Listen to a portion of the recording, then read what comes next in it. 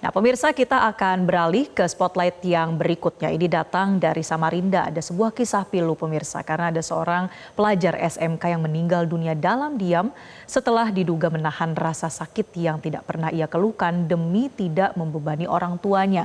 Dan kisah ini pun menjadi pengingat bahwa di balik sikap kuat bisa saja tersimpan penderitaan yang tidak terlihat. Pemirsa, ada kisah dari seorang siswa kelas 2 SMK Negeri 4 Samarinda bernama Mandala Rizky meninggal dunia di usia muda. Mandala dikenal sebagai anak yang pendiam dan tegar. Saking pendiam pemirsa, ia jarang mengeluh, bahkan selama ini ternyata ia menahan sakit. Pilu dan sakit yang dipendam oleh Mandala kemudian terungkap.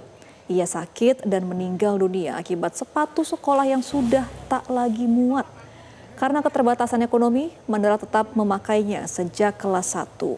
Dan rasa sakit yang awalnya hanya pegal di kaki, perlahan menjalar hingga ke punggung.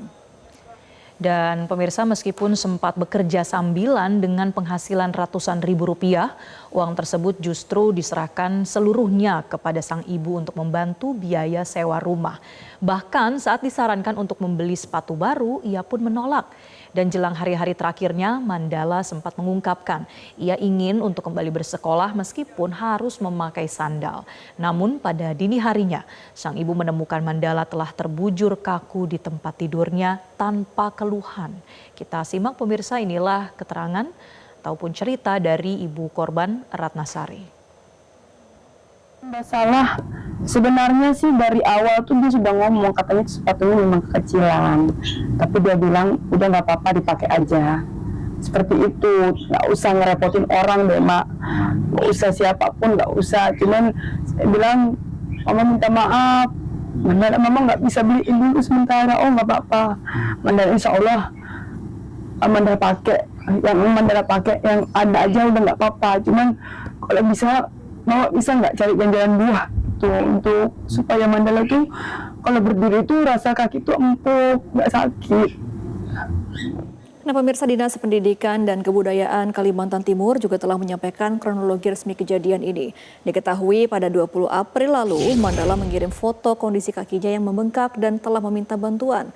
1 hari kemudian, pihak sekolah mendatangi rumah Mandala dan menemukan kondisinya sudah lemah. BPJS yang belum aktif disebut menghambat akses layanan kesehatan. Dinas Pendidikan menegaskan sekolah telah berupaya memberikan bantuan sesuai dengan kapasitasnya.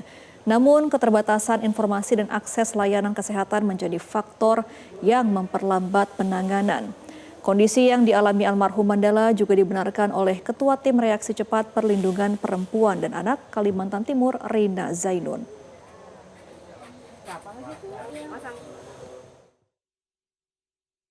Tanggal 25 saya datang lah, tapi sebelum ke rumahnya saya menemui tetangganya dulu untuk mempertanyakan benar nggak ada yang meninggal kemudian disolatkan di sekolah. Benar katanya. Saya tanya tahu nggak kira-kira apa masalahnya.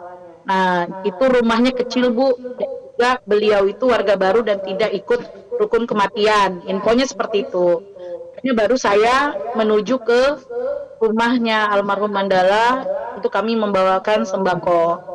Nah dari situ kita ngobrol lah, sambil saya mempertanyakan sebelum meninggal anak ini punya penyakit apa, asma kah, jantung atau apa gitu, tidak ada katanya. Hanya memang yang dikeluhkannya selama ini sewaktu magang yang terlihat betul, karena kan kalau magang itu berdiri seharian ya, nah jadi baru kerasa. Awalnya di ujung jari-jari inilah yang sakit, hingga akhirnya dia menaruh busa pembungkus buah yang berwarna pink itu di ujung jari-jarinya supaya terasa lembut gitu. Nah itu kronologi awal yang hingga akhirnya disampaikan setelah selesai magang itu bengkaknya itu langsung menjalar ke kaki dari ujung jari, akhirnya larinya ke telapak kaki.